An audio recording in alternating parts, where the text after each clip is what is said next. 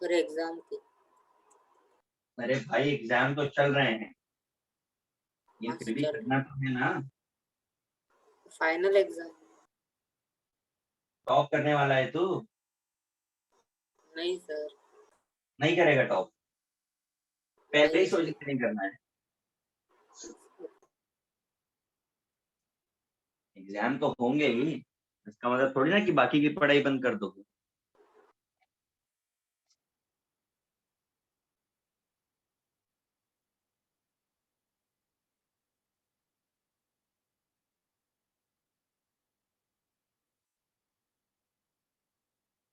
अच्छा, आप लोगों का आने की इक्विलिब्रियम में डिस्कस कर चुका था ना।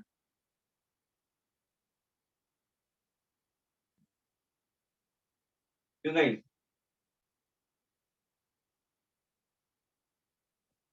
बोलिए।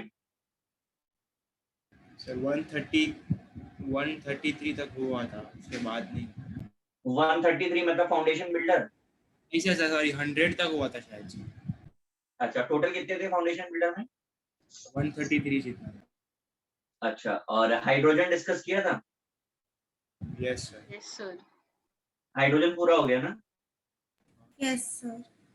ओके। तो अभी कैसा है ना, इसलिए पूछ रहा हूँ कि अभी थोड़ा सा ही चैप्टर बाकी है इस ब्लॉक के, आपका खत्म हो जाएगा। तो इसके बाद अभी क्या करेंगे, एस ब्लॉक का मॉड्यूल अभी डिस्कस करेंगे।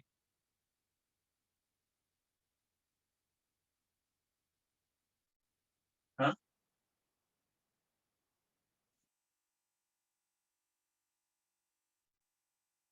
मैग्नीशियम के मिनरल्स दिखा दिए थे मैंने सारे। यस सर, आपने लिखवाए थे कौन से मैन मेड है, कौन सा आर्टिफिशियल है।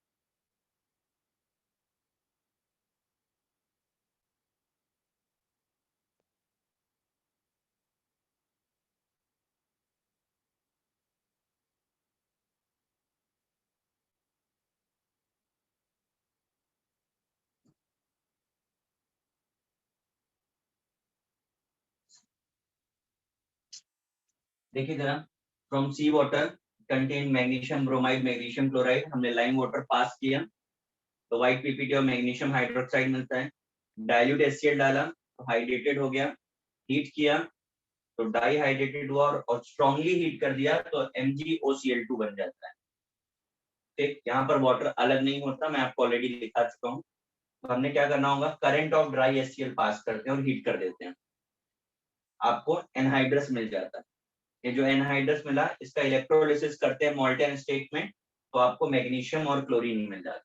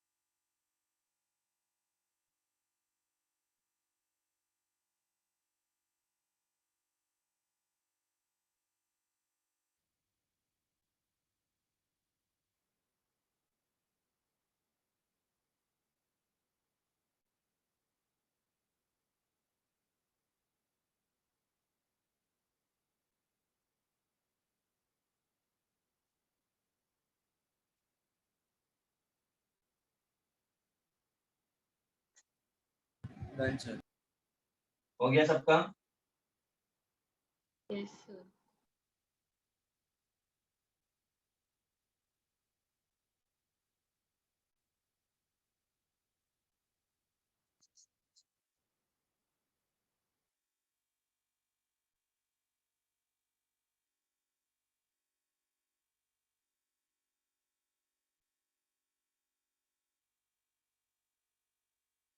सर आपने एमजी के नीचे क्या लिखा है?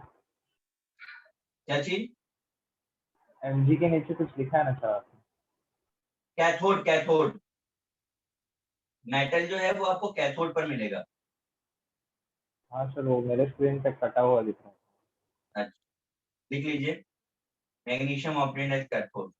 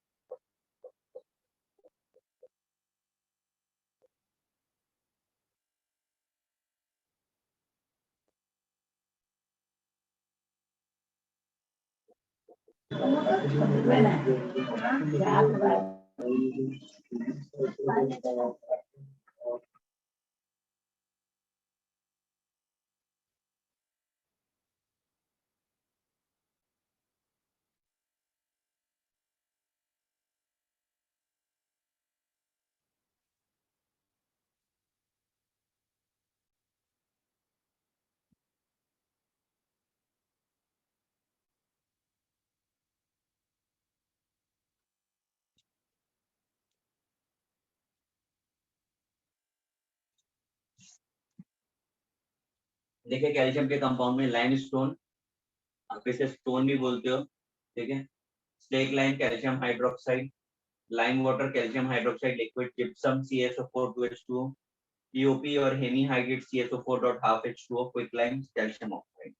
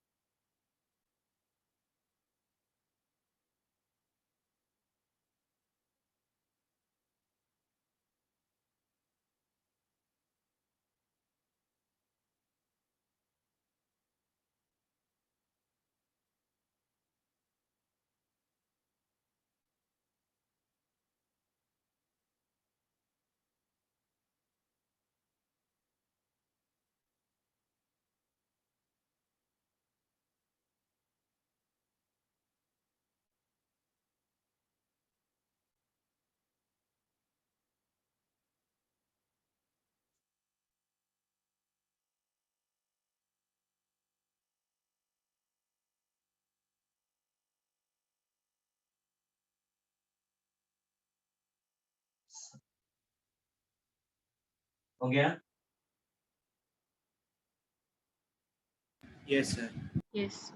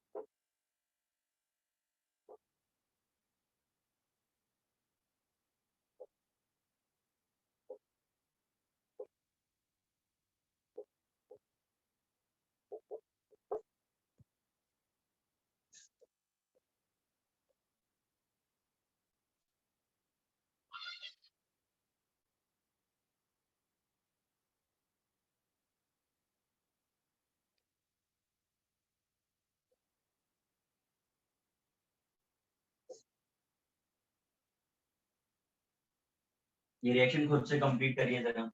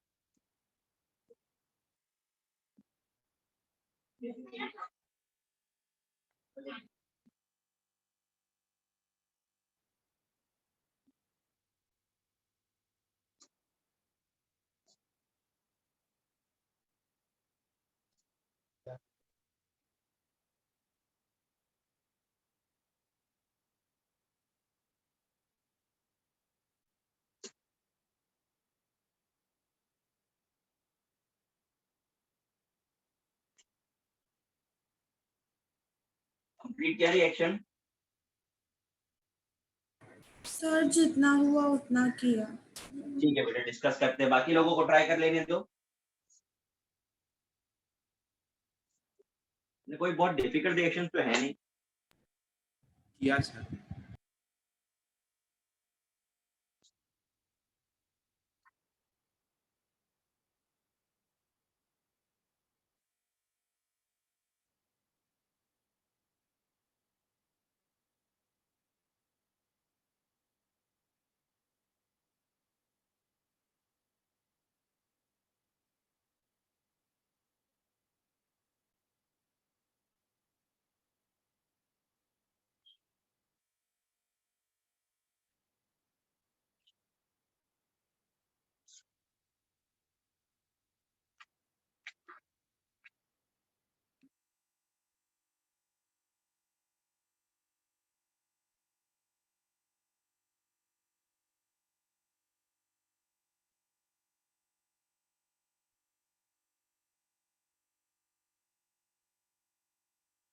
बताइए फर्स्ट रिएक्शन में। CaSO4 plus HCl। अच्छा, लेकिन जिप्सम का फॉर्मूला क्या होता है? CaSO4.2H2। तो वाटर का कैसे होगा?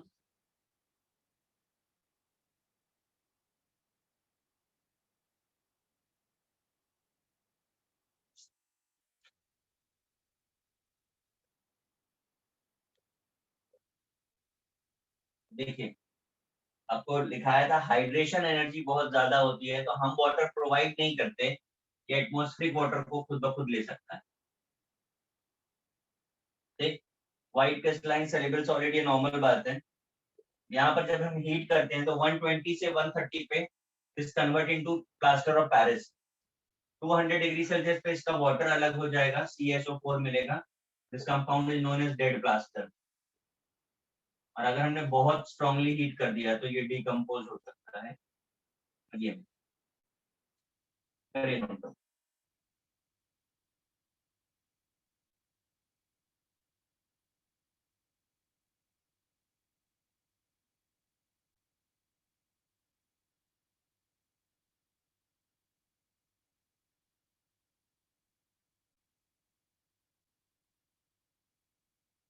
तो इसके लिए एक इम्पोर्टेंट बात जरूर याद रखना है हमको, solubility decreases with increasing temperature।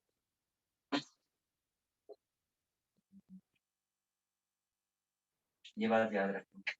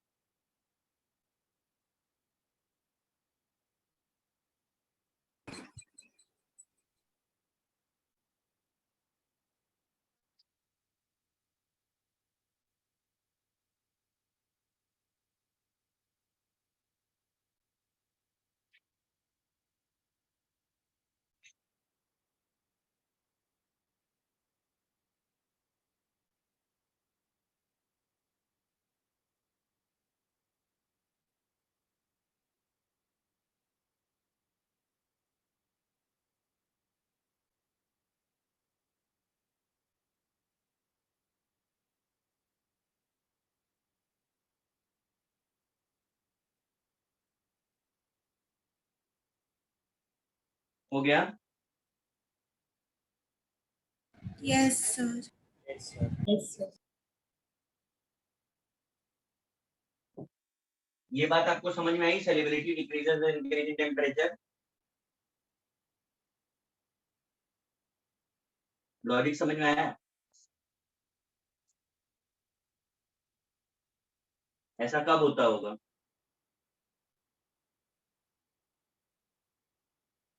अरे एक्सोथर्मिक रिएक्शन देता है ये। ली चैटलर प्रिंसिपल याद आ रहा है? आने की इक्विलिब्रियम में, केमिकल इक्विलिब्रियम में पढ़ा उसी लॉजिक से।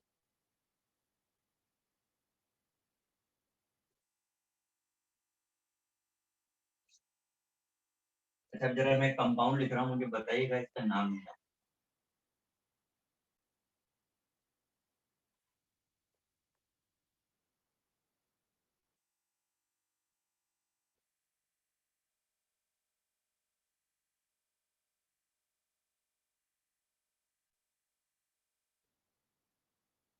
इसमें से बताइए कौन सा जिप्सम का है और कौन सा पीओपी का।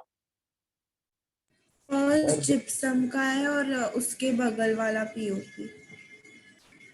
और बाकी के?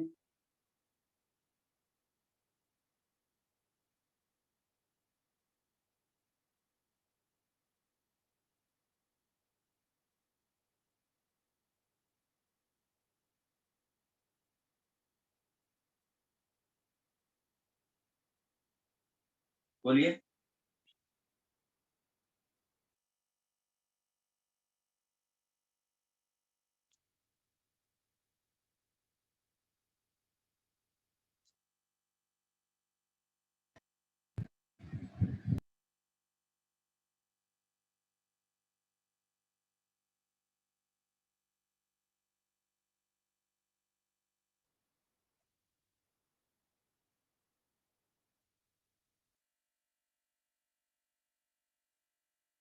बाकी के बताइए भाई।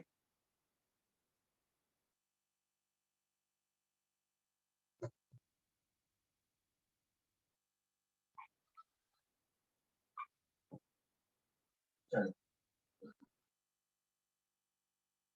ये जिप्सम,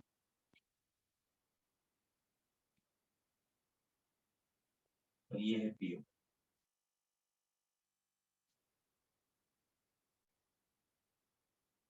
समझ में आया? अब ये फॉर्मूले से याद करने वाले नहीं है, और भी बहुत सारे फॉर्म्स में लिखा जा सकता है। लॉजिक समझ लीजिए क्या होगा। जिप्सम और वाटर के बीच में 1:2 का रेशियो होता है, दिख रहा है? और पीओपी में इसका उल्टा। देख, उल्टा मतलब 2 sulphate 1 water, 2 sulphate 1 water, 1 sulphate तो आधा वाटर। समझ में आ रहा है? 1:2 है तो जिप्सम, और 2:1 है तो पीओपी। याद रखिएगा, अलग अलग फॉर्मूले देकर के आपको फॉर्मूला ही पूछा जाता है, इसका आइडेंटिफाई करना।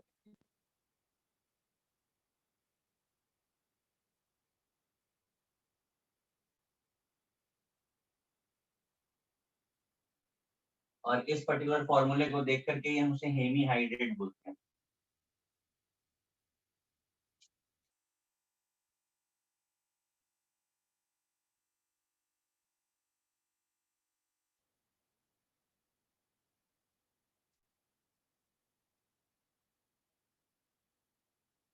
नोट कर लिया?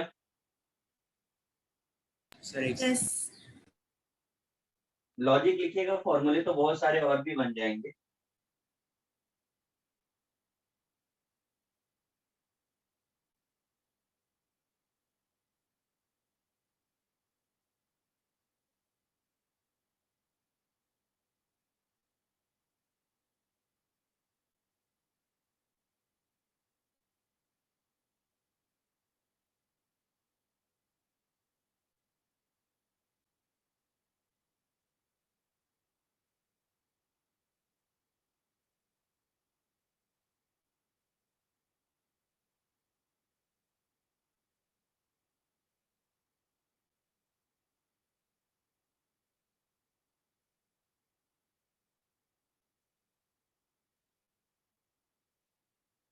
डन।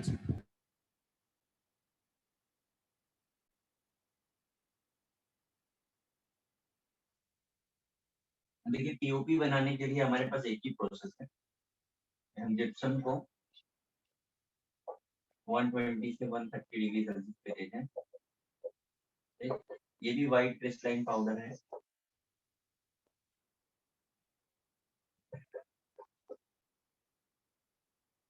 सेटिंग इसकी एक्सोथर्मिक होती है।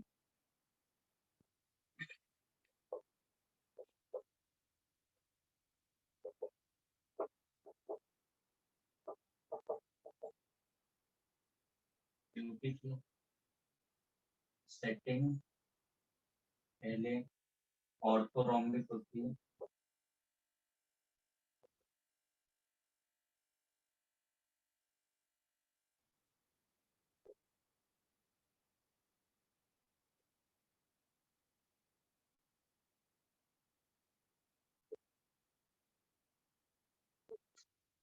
मोनोक्रोम।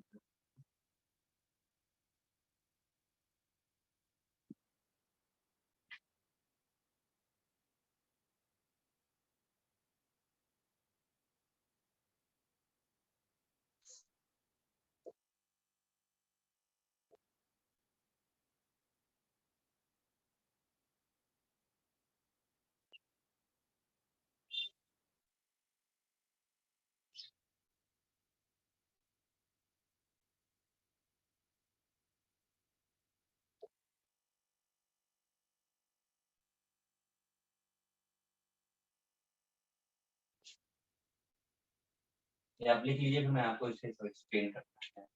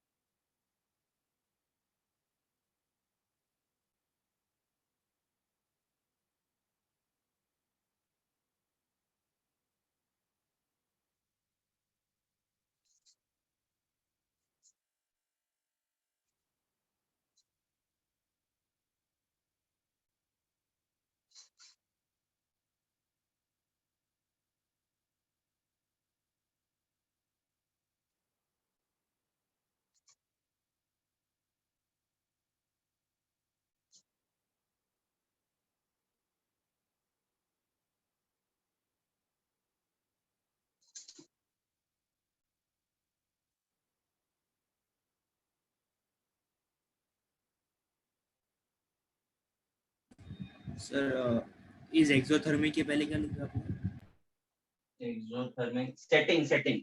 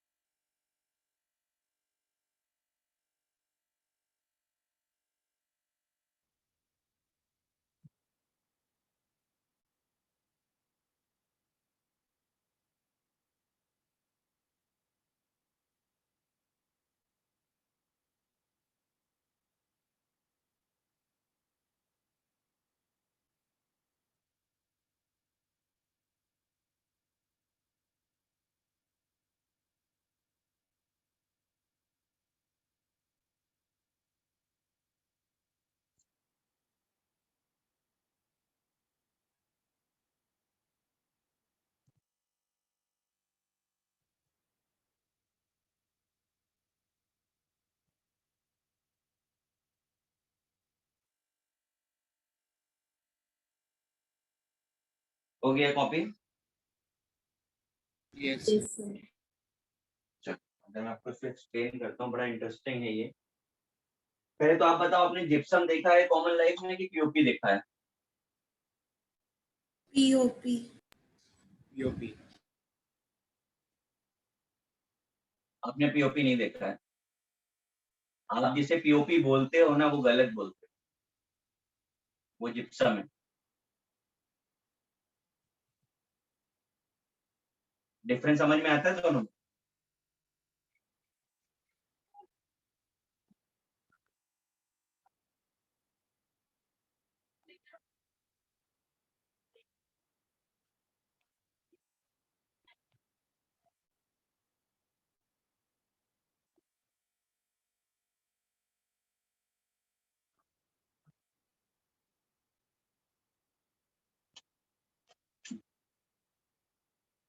देखिए मैं आपको बताता हूँ, आप जिसे पीओपी बोल रहे हैं, ठीक है, वो पीओपी तब था जब वो रॉ मटेरियल था, लेकिन एक बार अगर उसमें हमने पानी डाल दिया और वो हार्ड हो गया, तो आप उसे पीओपी बोल रहे हो, but that is actually gypsum. आपने कहाँ देखा? आपके घर के इंटीरियर में देखा है? वॉल पे अप्लाई होते स्कूटर। हुए दिखता है? या वो गणेश जी की Natural. वही सब ना, Yes, वो sir. वो सब जिप्सम है, लेकिन उसका रॉ मटेरियल पीओपी था। रॉ मटेरियल पीओपी था जिसमें जब हमने पानी मिला दिया तो वो जिप्सम बन जाता है, जो मैंने आगे बताया हुआ है। वहां पहुंचते हैं उससे पहले कुछ और चीजें आपको बताते हैं। व्हाइट क्रिस्टलाइन पाउडर होता है, सेटिंग इज एक्सोथर्मिक, मतलब हीट लिबरेट होती है अगर वो सॉलिडिफाई हो रहा होता है। तो ये भी हम आपको लीच एड्रेस से बताते हैं, लेकिन उससे पहले यहाँ देखिए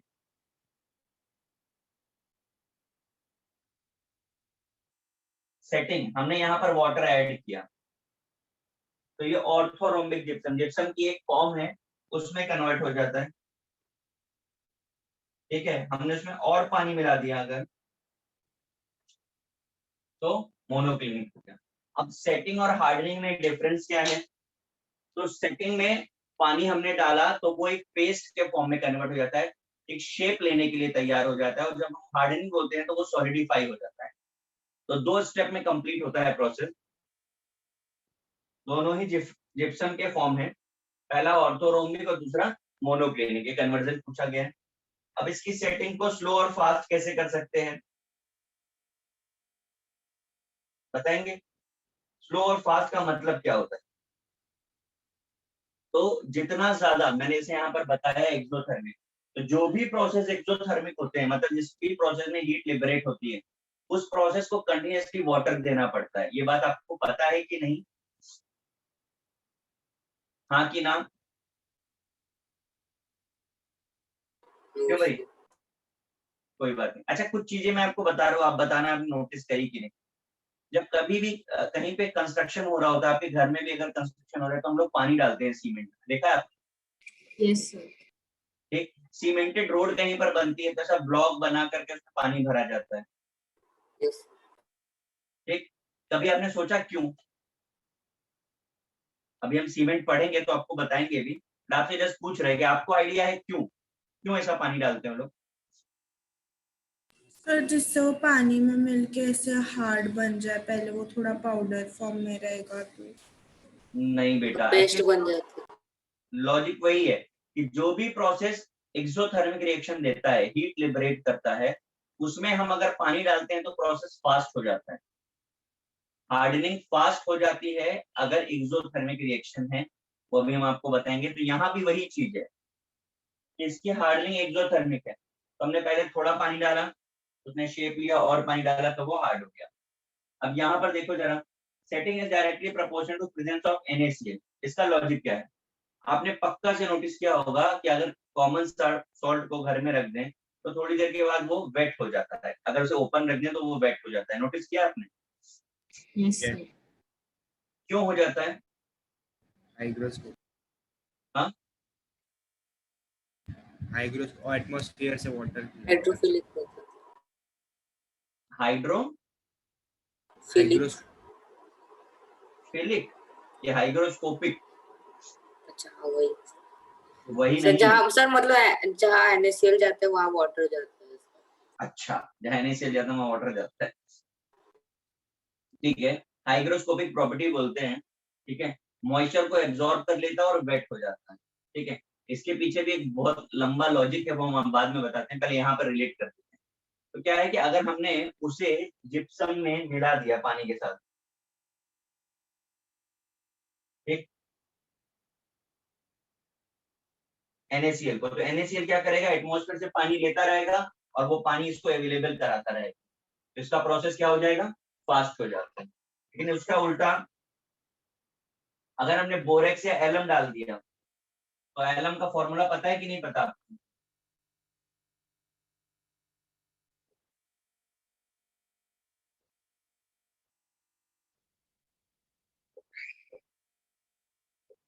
ये एलम और बोरेक्स है।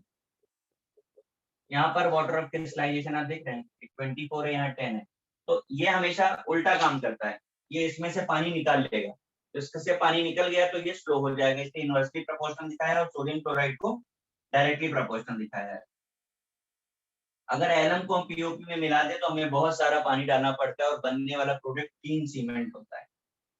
3 सीमेंट नाम है, में जो कुछ रह गया कॉपी करने के लिए आप कर लीजिए, मैं इरेज करके आगे लिखूंगा। तो वो एक्सोथर्मिक और वाटर का लॉजिक बताऊंगा फिर से। एक्सोथर्मिक का मतलब होता है हीट लिबरेट होती है। हमने केमिकल इक्विलिब्रियम में लीच एटलियर प्रिंसिपल पढ़ा था, जहां बोला गया था कि अगर प्रोसेस एनर्जी रिलीज हो रही है तो हमको एनर्जी कम करनी पड़ेगी। अब कम कैसे करेंगे? वाटरिंग करेंगे, एनर्जी कम हो जाएगी। कहीं से हीट लिबरेट हो रही है, अब उसमें अगर पानी डालेंगे तो हीट कम हो जाएगी।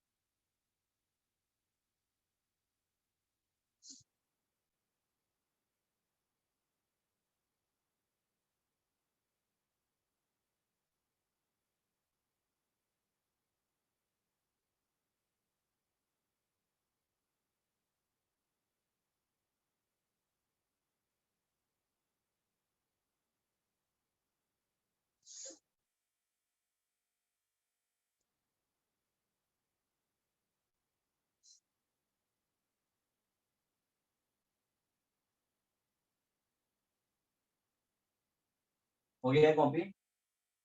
Yes.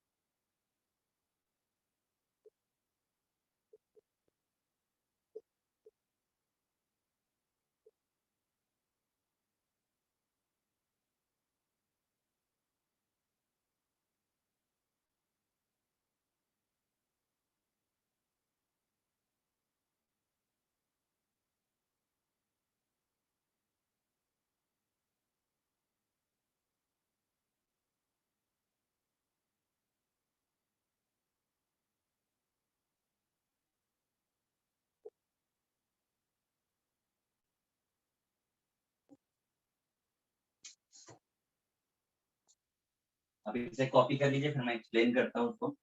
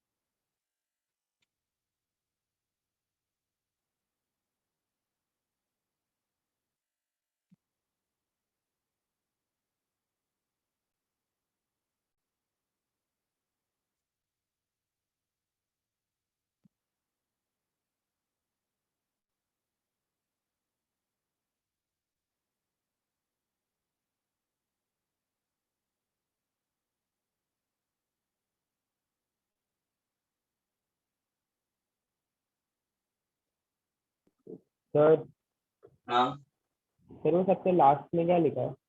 RCC, REINFORCED, concrete, reinforce concrete.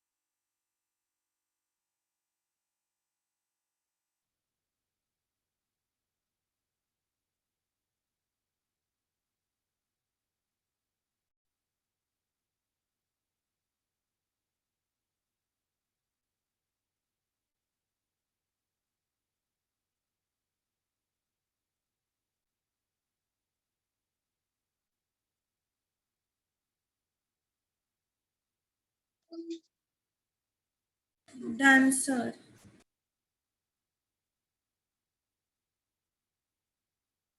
Done sir.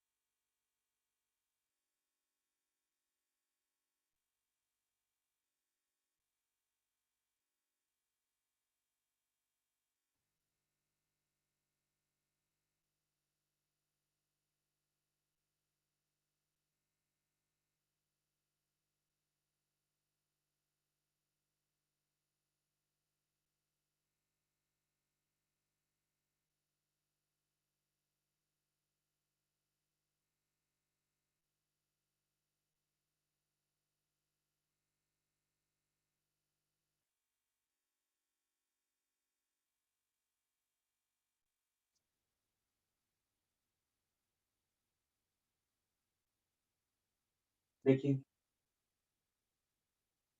Clinker plus gypsum is called Portland cement. पहले तो ये टर्म आपको पता है पोर्टलैंड सीमेंट कहाँ से आया?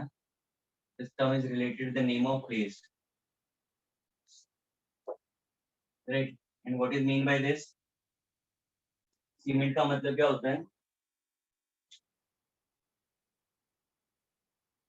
हाँ,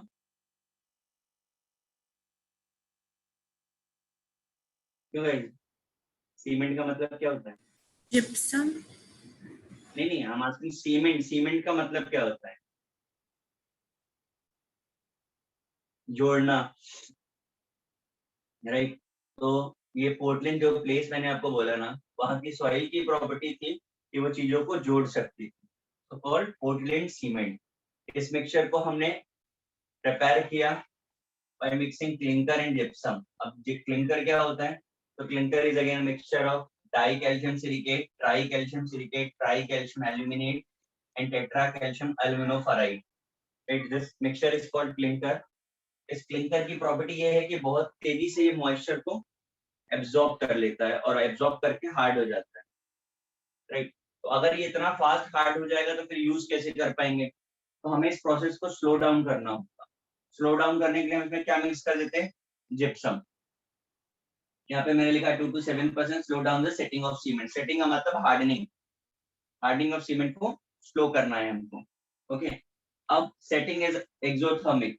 मैंने आपको अभी पहले ही बताया था कि जब कहीं भी कोई कंस्ट्रक्शन साइट होती है तो आपने देखा है ना, वहां पर बहुत सारा पानी डालते हैं। नोटिस किया आपने कि नहीं किया? Yes sir. Yes sir. Even Mumbai में अगर आपने नोटिस किया हो तो बिल्डर जो है कंस्ट्रक्शन हमेशा जो है, जो भी कंस्ट्रक्शन है वो रेनी सीजन से पहले करके छोड़ देता है इनकम्प्लीट, मतलब जो उसका स्केलेटन आप बोल सकते हो वो तो बना देता है और बाकी को छोड़ देता है बारिश में। तो समटाइम्स आपको देख करके भी लगेगा कि बारिश में बिल्डिंग गिर ना जाए। या इवन अगर आपका छोटा कंस्ट्रक्शन भी होता है तो आपने नोटिस किया होगा कि वाटरिंग करते हैं वो लोग, जैसे मैंने आपको रोड का एग्जांपल दिया था, सीमेंटेड रोड में ब्लॉक्स बना करके वाटर फिलिंग करते हैं। या अभी आपने नोटिस किया हो जो मुंबई में मेट्रो का काम चल रहा है, तो पिलर्स के ऊपर ऐसा जूट रैप करके पानी डालते हैं, देखा है कि नहीं देखा? Yes sir.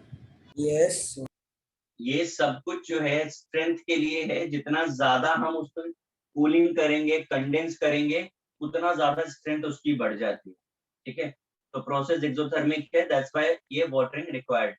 अब एक और भी चीज यहाँ पर आपको जो समझनी है कि मुंबई में स्पेशली आपने नोटिस किया रहेगा कि मतलब फ्लैट के अंदर से जो है प्लास्टर धीरे धीरे करके निकलता है, नोटिस किया ऐसा पपड़ी बन करके निकलता है। Yes sir. हाँ, डॉक्टर Yes. फिक्सिट वाले एड में भी जो दिखाते हैं, यस सर। पता है क्यों होता है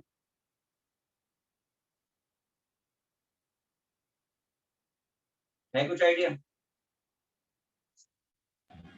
सूख जाता है।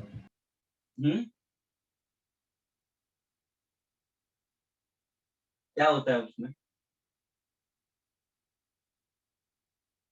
चलो मैं बताता हूँ। देखिए एक्चुअली वो हो क्या रहा है कि जब बिल्डर कूलिंग कर रहा है, कूलिंग के लिए उसे जो वाटर चाहिए, अगर वो वाटर जो है सी वाटर यूज कर ले, राइट, तो सी वाटर में क्या होता है, सॉल्ट्स होते हैं, होंगे कि नहीं? तो अगर आपने Yes. सॉल्टी वाटर यूज कर लिया, तो सॉल्ट की प्रॉपर्टी क्या है, वो बाद में भी मॉइस्चर को एब्जॉर्ब करता रहेगा, और मॉइस्चर अगर एब्जॉर्ब होता रहेगा बाद में, तो वो धीरे धीरे क्या है, प्लास्टर को लूज करता जाएगा। बात समझ आ रही है? Yes sir. Yes sir. इसके बाद नीचे जो मैंने आरसीसी आपको बताया था, तो राइट नाउ जो भी कंस्ट्रक्शन होता है वो आरसीसी बेस्ड होता है। पहले ब्रिक बेस्ड कंस्ट्रक्शन होता था, यहाँ ब्रिक्स की वॉल बनाते थे और स्लैब बनाते थे। अभी आपने नोटिस किया है कि अगर कहीं भी कोई बिल्डिंग बन रही है, तो सबसे पहले 4 पिलर्स बनते हैं, और फिर इन पिलर्स को कनेक्ट करता हुआ बीम बनता है, right.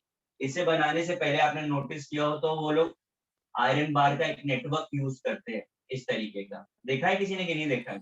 Yes sir. Yes sir. नहीं देखा हो तो देखो, अभी पिलर्स बन रहे हैं, मेट्रो का जो काम चल रहा है आसपास अपने घर के ना, वहां पर भी वो लोग ऐसा कॉइल बनाते हैं। तो इस कंस्ट्रक्शन को ही हम आरसीसी बोलते हैं। यहाँ पर सीमेंट का मेजर पार्ट है, प्लस कंक्रीट और सैंड, इसका मिक्सचर यूज किया जाता है। इसके बनने के बाद ही, इस मिक्सचर के बाद ही और आरसीसी के होने की वजह से ही राइट नाउ जो भी बिल्डिंग्स बनती हैं आप देखिए वो पिलर और बीम बेस्ड होती है। जैसे मैं आपको बड़ा एक अच्छा एग्जांपल बताता हूँ, ओबरॉय मॉल देखा हम लोगों ने, ऑलमोस्ट देखा होगा सभी ने। मॉल्स जो भी बनते हैं ना, बाहर साइड में सब तरफ ग्लास लगा होता है, देखा है ना आपने, पूरी सराउंडिंग ग्लास से कवर्ड। तो अभी ग्लास में तो कोई स्ट्रेंथ नहीं होती, तो फिर वो पूरा का पूरा मॉल क्या ग्लास पे टिका हुआ है? नहीं, वो पिलर्स पे बना है, और पिलर्स को चारों तरफ से कवर ग्लास से किया गया, क्योंकि सारी स्ट्रेंथ पिलर और बीम की है, इसलिए कोई फर्क नहीं पड़ता आप ग्लास लगाओ या ग्लास भी मत लगाओ। समझ आ रहा है? नोटिस किया कि नहीं किसी ने? Yes sir. अच्छा, ओबरॉय गए हम लोग, यस सर। आपने अंदर की तरफ देखा, बीचों बीच में ऐसे लंबा सा वर्टिकल पाइप जैसा बना हुआ है जिसकी सराउंडिंग में बैठते हैं आप। हाँ सर। आपने सोचा वो क्या चीज है? सर घूमने गया था। घूमने गए थे, साइंस थोड़ी ना लगा होगी ना। ठीक है, वो जहां पर आप बैठ रहे हो ना, वो पिलर ही है। ठीक है, वो आरसीसी पिलर है, लेकिन पिलर को लुक देने के लिए उसे मेटल के पाइप से कवर किया गया है। तो ऐसे ही किया जा रहा है, सारे कंस्ट्रक्शन इसी तरीके से ही होते हैं। वॉल्स का कोई रोल नहीं होता किसी भी बिल्डिंग में। वॉल्स हटा भी देंगे तो भी कंस्ट्रक्शन में कोई भी फर्क नहीं आने वाला। तो ये सब कुछ इसीलिए पॉसिबल हो पाया क्योंकि हमने ये पोर्टलैंड सीमेंट बना लिया। ठीक, अब इस सीमेंट की क्वालिटी को अगर हम चेंज करते हैं, जैसे ये जो नंबर्स दिख रहे हैं आपको, ये एक फिक्स प्रोपोर्शन को बता रहे हैं। Proportion disturb, quality disturb. जैसे अगर हमने जिप्सम को कम कर दिया तो सीमेंट की सेटिंग बहुत फास्ट हो जाएगी। ठीक, अब अगर हमने सिलिका का अमाउंट बढ़ा दिया, क्वेश्चन पूछे जाते हैं इस तरीके से, अगर अमाउंट ऑफ सिलिका बढ़ा दिया तो क्या होगा? तो सीमेंट में क्रैक्स आ जाते हैं। कंस्ट्रक्शन के बाद सीमेंट में क्रैक्स आ जाते हैं, नोटिस किया होगा आपने, बिल्डिंग्स में दिखते हैं क्रैक्स। ठीक है, तो क्वालिटी ऑफ सीमेंट जब भी गड़बड़ है, इसका मतलब उसमें सिलिका ज्यादा डाला गया है। ठीक है, बाकी कुछ और आपको पूछना हो कंस्ट्रक्शन से रिलेटेड तो आप पूछ लो। सर वो सी वाटर का एक बार मेरे से बताओ, जैसे समझा नहीं मतलब क्या हुआ। सुना ही कहाँ देता है जो समझे। सर नहीं वो समझा ही नहीं क्या। अरे क्या बताया था वो बताओ मुझे, फिर मैं समझाता हूँ। सर वही उसमें सॉल्ट्स होते हैं तो फिर वो मॉइस्चर एब्जॉर्ब करता है, इसलिए वो हाँ। लूज करते हैं मतलब। बिल्कुल सही बोल रहे हो तुम, यही तो बोला था मैंने भी। सर देखो पीओपी क्या, सर वाटर डाल के पीओपी नहीं सीमेंट। देखो मैं बोलता हूँ, एक्चुअली मैं ये बोल रहा था कि जब वाटरिंग रिक्वायर्ड है सेटिंग ऑफ सीमेंट के लिए, तो जितना ज्यादा वाटरिंग करोगे उतना ज्यादा स्ट्रेंथ ऑफ सीमेंट होगी। अब वाटरिंग अगर आपने सॉल्ट वाटर से कर दी, मतलब ये आप जो बोल रहे हैं सी वाटर, तो वाटर में सॉल्ट्स होंगे, सॉल्ट में सबसे ज्यादा मेजर पार्ट NaCl का होता है। अभी अभी आपको बताया था कि NaCl की टेंडेंसी है मॉइस्चर को एब्जॉर्ब करने की। तो अगर आपकी वॉल के प्लास्टर के साथ सोडियम क्लोराइड डाल दिया गया, तो फ्यूचर में कभी ना कभी वो सॉल्ट तो मॉइस्चर को खींचेगा ही खींचेगा। तो जब जब वो मॉइस्चर को खींचने वाला है तब तक प्लास्टर लूज हो जाएगा आपके घर का। सर लेकिन NaCl तो हार्डनिंग को प्रमोट करेगा ना। हाँ सर वही ना। अरे अंकल, हार्डनिंग ऑफ पीओपी को, सीमेंट को नहीं। अच्छा ओके। कहाँ सब मिक्स करे दे रहे हो, फिर तो घर का जो घर है वो नमक का ही बना लो अपने। और पीओपी की हार्डनिंग करता है, मना नहीं किया, पर क्या आप बताइए आपके घर में जहां कहीं भी वो पीओपी जिप्सम आप देख रहे हो, क्या वो इतना मजबूत है कि आप एक पंच मार दो और वो बचा रहे? तो अपने लेवल की स्ट्रेंथ रखता है ना, वो स्ट्रेंथ इतनी ज्यादा नहीं है कि तुम उसमें लटक जाओ। एक दिन करके देख लेना, एक पंच मार के देखना उसके ऊपर क्या होता है, एग्जिस्ट ही सर नहीं करेगा। सर वाटर क्यों यूज करते हैं? हाँ, वाटर क्यों यूज करते हैं? वाटर यूज कर, मतलब समझा नहीं।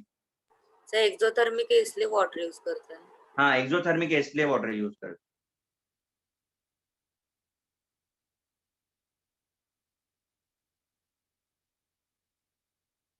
हर रिएक्शन जो भी एक्सोथर्मिक है उसमें वाटर जरूर यूज करते हैं।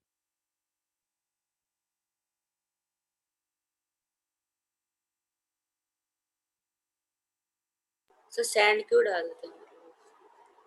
सैंड तो हम कॉम्पोजिशन को मेंटेन करने के लिए डालते हैं। ये सबका एक फिक्स रेशियो स्ट्रेंथ प्रोवाइड करता है। सर कंक्रीट का क्या कॉम्पोजिशन है? कंक्रीट गिट्टी को बोलते हैं, पत्थर को। Okay sir. आपने कहीं देखा है कंस्ट्रक्शन साइट पे, ठीक है, एक बड़ी सी गाड़ी खड़ी होती है जिसमें मिक्सचर प्रिपेयर होता है, देखा है कि नहीं देखा है? हाँ सर। वो जो मिक्सचर बन रहा है दैट इज RCC। हाँ वो सर वो सैंड उसको ऐसे मिक्स। हाँ हाँ हाँ, उसमें ये सब चीजें मिक्स की जाती है और मिक्स करने के बाद एक फिक्स प्रोपोर्शन में उसका वो सेमी सॉलिड सब्सटेंस जो है उसको उठा करके यूज किया जाता है।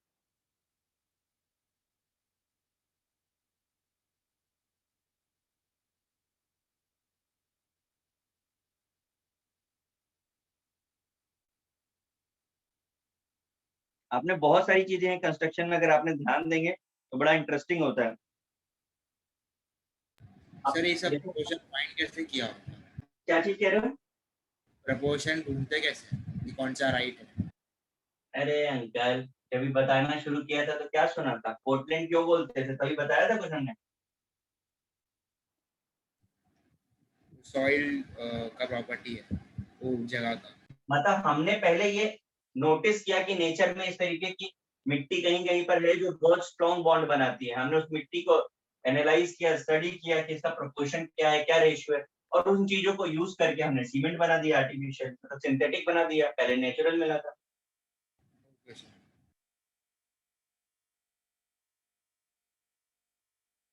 समझा?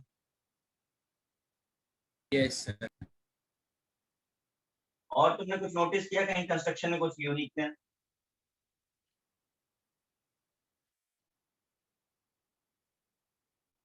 देखो मैं आपको बताता हूँ, आप फ्लाईओवर नोटिस करते हो, जितने भी फ्लाईओवर्स बनते हैं वो इस तरीके से बनते हैं, देखा है आपने? ये बीच में गैप होता है, नोटिस किया कि नहीं? सर बट वहां पे तो लाइट रहता है ना। लाइट रहता है मतलब? सर फ्लाईओवर्स जगह पे बीच में लाइट रहता है ना? नहीं बेटा, फ्लाईओवर जिन पे गाड़ी आप चला रहे हो वो पूरा ऐसा एक नहीं होता है, छोटे छोटे पार्ट्स में बना होता है। लाइट कहाँ पे? लाइट तो पिलर्स पे लगती है, पोल्स पे लगती है। मैं रोड की बात कर रहा हूँ जिसपे गाड़ी चलेगी। तो ओके फ्लैप सर। कवर करने के लिए रॉड जैसा कुछ तो लगाते हैं क्या लगाते हैं? सर, वही मतलब सर रॉड सर, आयरन जैसा मतलब। मतलब कहाँ पे लगाते हैं? मैं समझा नहीं आप क्या कह रहे हो। तो गैप होता है ना मैं पूछ रहा हूँ गैप क्यों फ्लाईओवर। होता है? गैप क्यों होता है बताओ।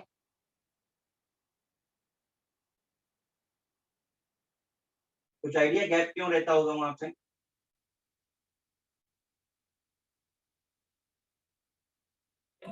अगर किसी एक पार्ट में कुछ फर्क आ गया तो बाकी फ्लाईओवर को अफेक्ट ना हो। ये बोल सकते हैं। और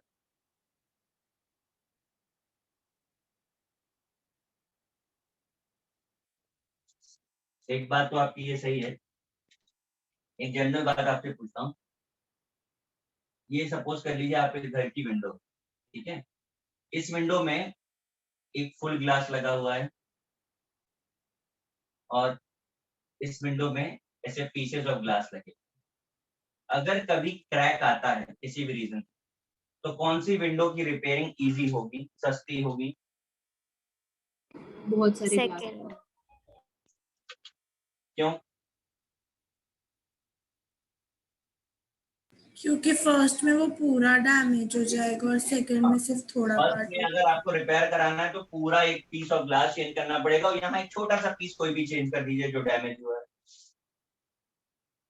वही लॉजिक यहाँ पर है। पीसेस में लगा है, अगर खराब होता है तो एक पीस का रिपेयरिंग करना पड़ेगा, पूरे की रिपेयरिंग नहीं करनी पड़ेगी। एक बात। एक और भी बड़ा रीजन, ठीक। दूसरा बड़ा रीजन ये है कि चाहे सीमेंट हो चाहे आरसीसी हो, इन सब की एक और प्रॉपर्टी होती है कॉन्ट्रैक्शन रिलैक्सेशन, टेम्परेचर के साथ चेंज होने का। ठीक है। तो जब ये एक्सपैंड करते हैं तो एक्सपेंशन के लिए जगह तो होनी चाहिए ना। तो वो जो गैप दिया गया वो इसीलिए दिया गया अगर ये एक्सपैंड हो तो ये अपनी जगह में ही सेट हो जाए, अदरवाइज क्या होगा, क्रैक आ जाए। सर वो गैप कहाँ पे कहाँ कहाँ भाई कहाँ पे गैप? अब मेरी बात सुनो ना।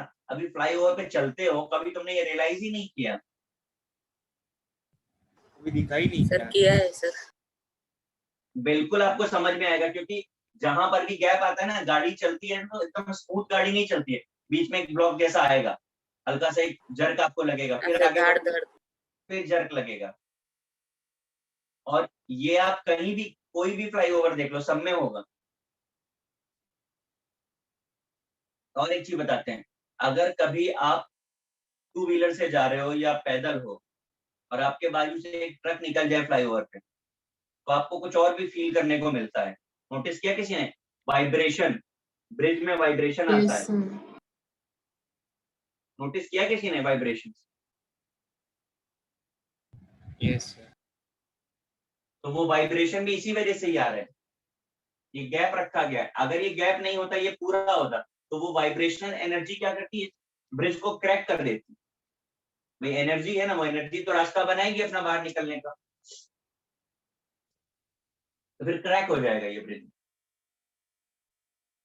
और एक चीज बताते हैं, अगर जैसे आपने कूलिंग नहीं की, जब आपके घर में प्लास्टर हो रहा है या बिल्डर ने कूलिंग नहीं की, प्रॉपर कूलिंग नहीं हुई, तो आप 100% हो जाइए कि आपके घर में क्रैक जरूर आएंगे, 4-5 महीने में ही आ जाएंगे। क्यों? क्योंकि कूलिंग में आप क्या करते हो, उसके अंदर की एनर्जी को बाहर करते हो।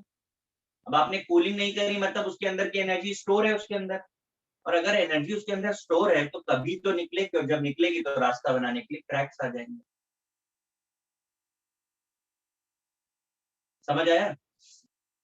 यस। है ना? रख लीजिए कॉपी इसको।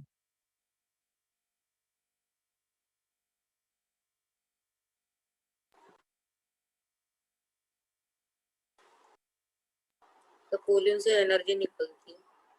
बिल्कुल सर, हीट एनर्जी है, कूल करोगे तो क्या होगा हीट एनर्जी? यार एक छोटा सा एग्जांपल ले लो, एक पीस ऑफ लाइन को पानी में डाल दो, अब देखो कैसे क्या होता है। पानी में डाला है ना, हीट एनर्जी निकलती है। चूने को पानी में डाल करके देख लेना, तो अगर हीट एनर्जी निकल रही तो ठंडा करने के लिए क्या करोगे? और पानी डालो उसमें।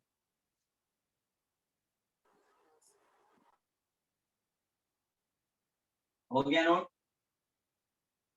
यस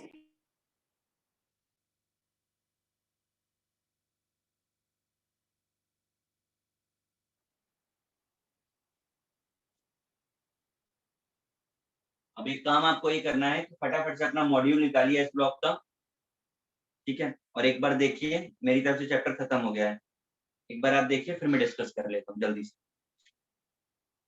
है ना मॉड्यूल सबके पास?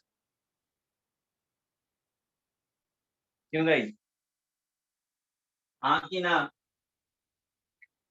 Yes sir. निकालिए मॉड्यूल को, डिस्कस करके खत्म करते हैं।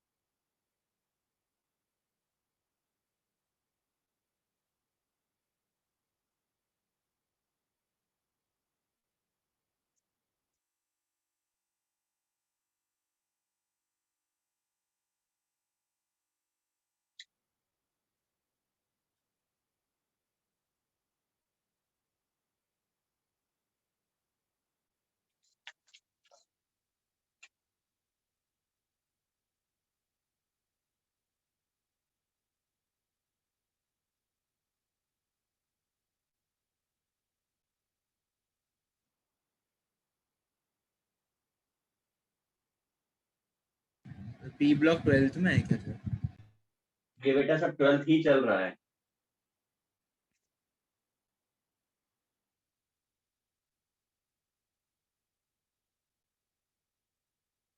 सॉल्व करना स्टार्ट किया ना हम लोगों ने इस ब्लॉक?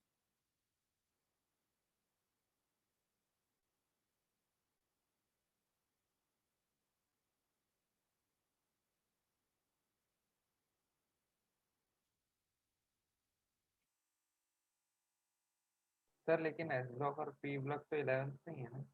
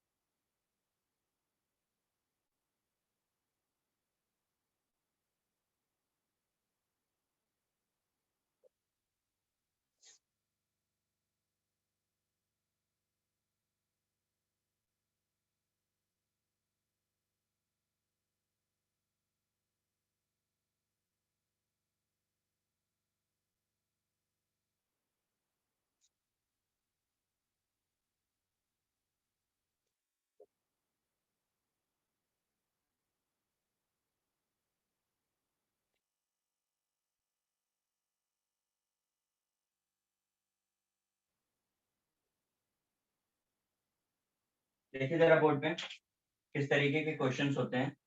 मेटल है, एयर के साथ हमने हीट किया है, दो कंपाउंड एक्स और वाई बन रहे हैं। एक्स में हमने वाटर ऐड किया तो हमें दो कंपाउंड मिले, एक्स डैश और ए मिला जो कि गैसियस है। इसमें हमने HCl डाला तो व्हाइट फ्यूम जेड का मिलता है। वाई में जब हम वाटर डालते हैं तो भी हमें एक्स डैश मिलता है। आइडेंटिफाई ऑल द अननोन्स, जितने भी अननोन्स आपको यहाँ पे दिख रहे हैं एक्स वाई जेड मेटल, ये सब आपको आइडेंटिफाई करने हैं। जरा देखिए एक बार।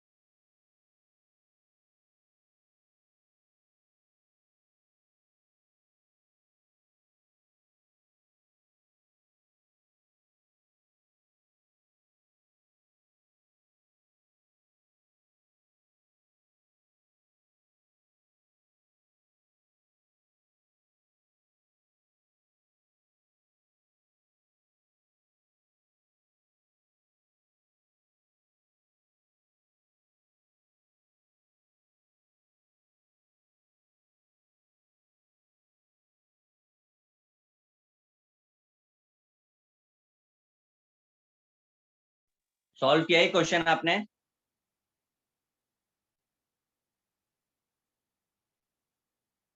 क्यों गाइस? सर नहीं हो रहा, मैंने थोड़ा थोड़ा ट्राई किया। अच्छा, और किसी ने किया भाई?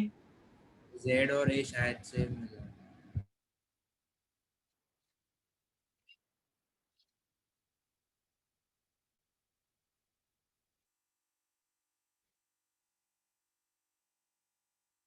मैं करूं कि कोई ट्राई कर रहा है अभी भी? सर कुछ कॉपर है क्या? नहीं बेटा, मैं ऑप्शन दे दूं क्या? Yes sir please. Z NH4Cl लिखा है। मैं एम के लिए ऑप्शन दे देता हूं, बाकी का फिर आप आइडेंटिफाई कर लेता हूं।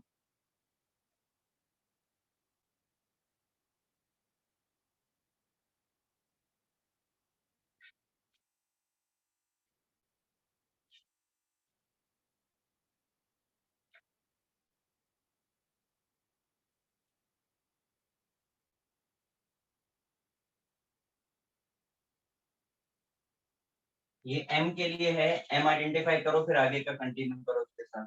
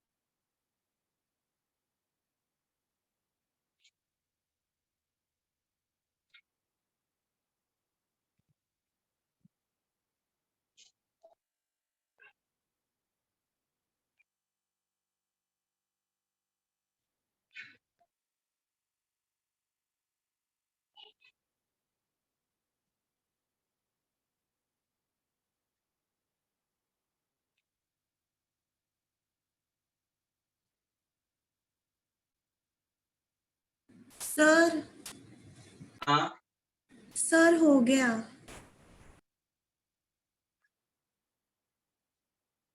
क्या मिला आंसर? mg mg मिला। और x क्या मिला? x मिला mg3n2।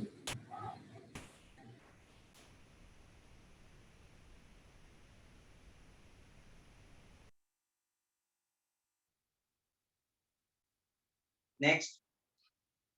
फिर y मिला mgO, फिर y प्लस H2O मिला MgOH2, फिर Mg3n2 प्लस H2O मिला NH3 प्लस MgO और NH3 plus HCl NH4Cl। Correct. और किसी का आया? तो वो समझ नहीं आ रहा, मतलब मेटल को हिट करने के बाद।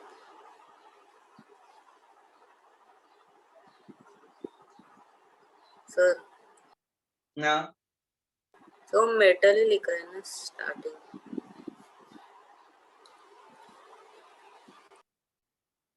आपको उसके बेसिक कंसेप्ट पे आना होगा। देखिए, ऐसे क्वेश्चन को रिवर्स अप्रोच से किया जाता है। जैसे HCl के साथ व्हाइट फ्यूम्स जो है वो सिर्फ अमोनियम क्लोराइड का होता है। यस तो HCl ये है तो इसे अमोनिया होना चाहिए। अब जब हमसे एयर बोले और एयर में दो प्रोडक्ट्स बन रहे हैं तो पक्का एयर में O2 और N2 दोनों के साथ रिएक्शन करना होगा। अब ये तो ऑप्शन यूजलेस थे, कोई लॉजिक ही नहीं था। इनके बारे में सोचना था कि सोडियम और मैग्नीशियम में से कौन कौन ऐसे हैं जो ऑक्सीजन और नाइट्रोजन दोनों के साथ रिएक्शन करते हैं। तो सिर्फ मैग्नीशियम है, ये नाइट्राइड भी बनाता है और ऑक्साइड भी बनाता है। अब ऑक्साइड में वाटर डालोगे तो हाइड्रोक्साइड बनेगा, रूल्स लिखा दिए हैं आपको। नाइट्राइड में डालोगे तो अमोनिया मिलेगा और हाइड्रोक्साइड मिलेगा। और यही अमोनिया जो है आगे व्हाइट फिल्म है। क्लियर हुआ?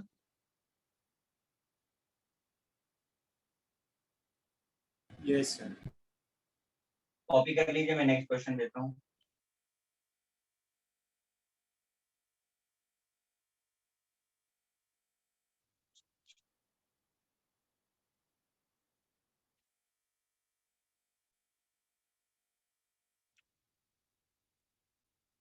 तो व्हाइट फ्यूम सिर्फ NH4Cl ही देता है। हाँ जी,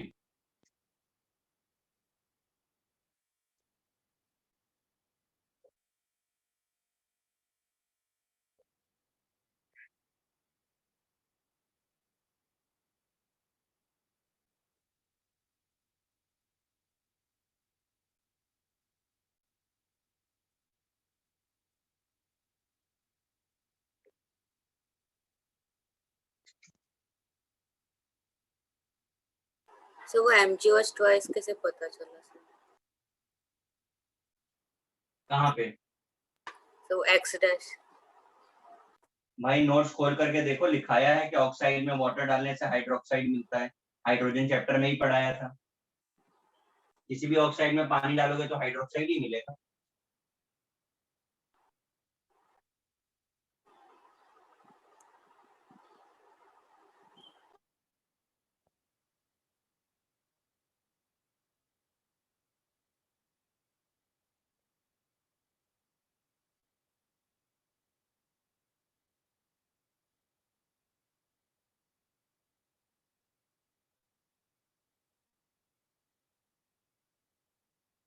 वो कॉपी करके ये क्वेश्चन देखिए। ए और बी दो मेटल है। ए का ऑक्साइड सेलेबल है, बी का इनसेलेबल है। ए का सल्फेट इनसेलेबल है, बी का सेलेबल है। ए NaOH के साथ रिएक्शन नहीं करता और बी NaOH के साथ रिएक्शन करता है। आपको बताना है ए और बी कौन से एलिमेंट हो सकते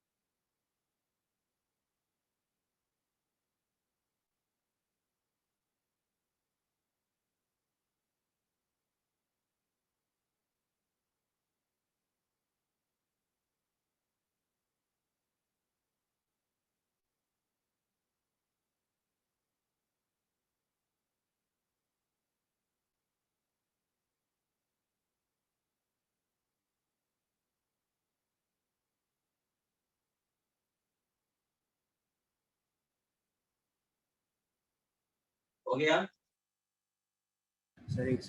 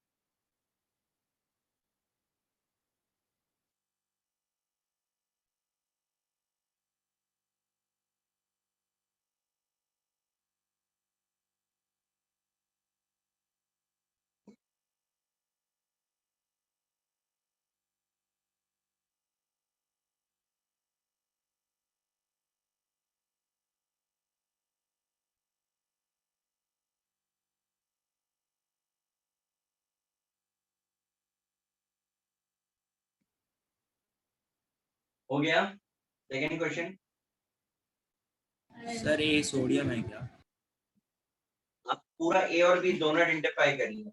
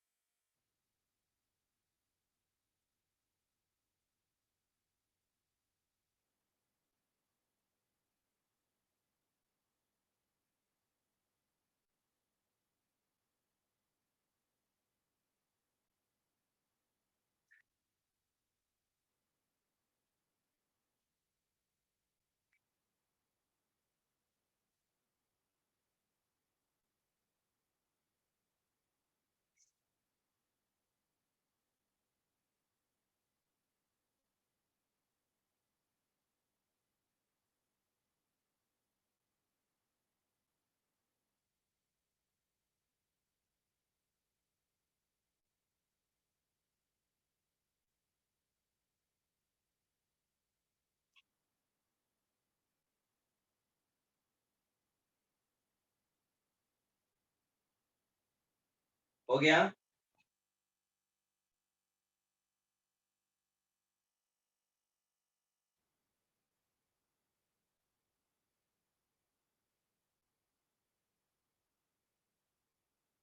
आप नोट्स रेफर करिए, आपको समझ में आएगा उसका आंसर।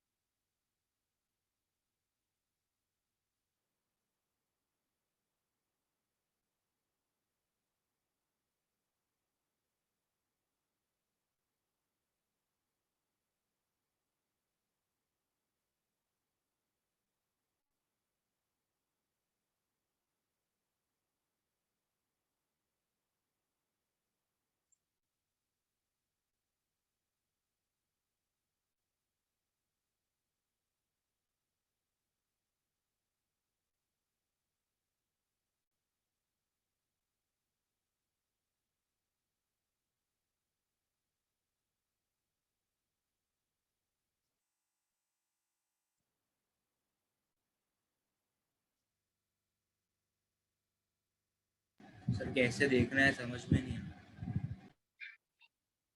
नहीं समझ में आ रहा? सर बी का बेरिलियम आ रहा है।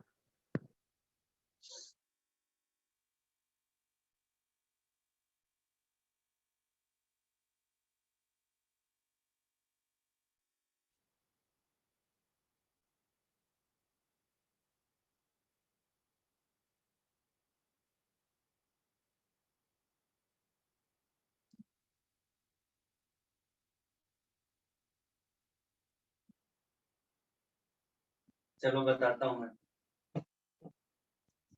देखिए पहले तो मेटल है, अभी आपने एस ब्लॉक पढ़ा है तो आपका अप्रोच एस ब्लॉक से ही होगा। ऑक्साइड सेलेबल और इनसेलेबल, यानी कि पक्का ऑक्साइड का और सल्फेट का दोनों का सेलेबिलिटी ऑर्डर रिवर्स होगा। मतलब अगर सेलेबिलिटी इंक्रीज हो रही है ऑक्साइड की तो सल्फेट की डिक्रीज हो रही होगी। चेक करिए ऐसा कौन से ग्रुप में पढ़ा आपने? 2A। 2A में पढ़ा है, बिल्कुल सही। अब 2A में जरा चेक करिए कि मेटल हो है, आपको पता है मेटल्स बेसिक होते हैं, पर क्या कोई मेटल ऐसा भी है जो अल्कली के साथ रिएक्शन करता हो?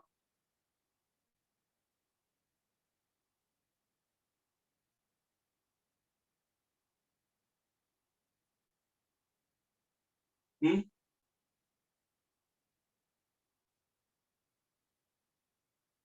है कोई?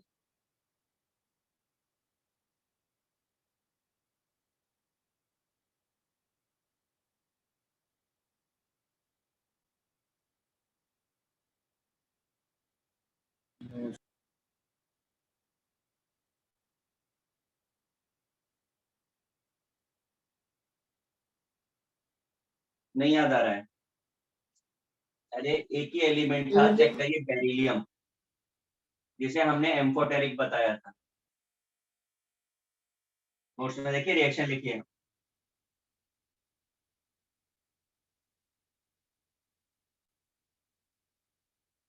हम्म,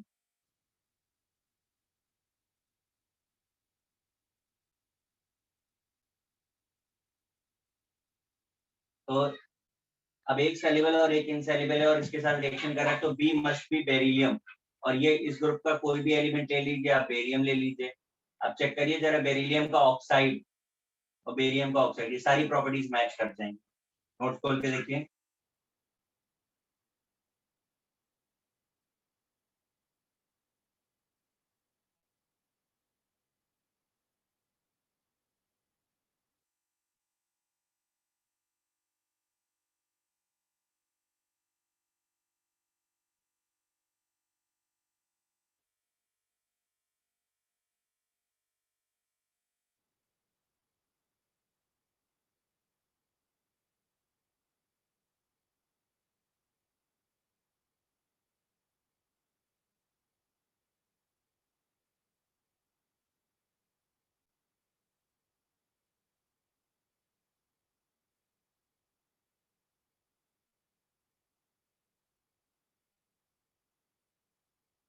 समझा कि नहीं समझा?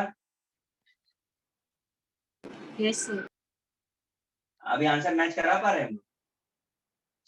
देखिए आप बेरियम का ऑक्साइड नोट चेक कर लीजिए, इनसॉल्युबल सॉल्युबल बताया है।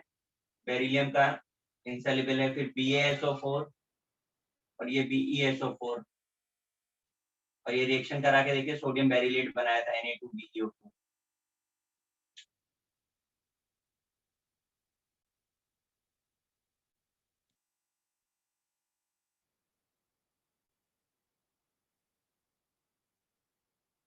समझा? Yes sir.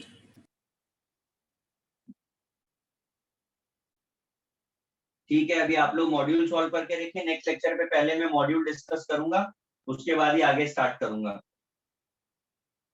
याद रखिएगा सब लोग, जरा मॉड्यूल सॉल्व करके रखना है आपको। Yes sir. ठीक है गाइस, चलिए bye. Thank you sir. Thank you sir.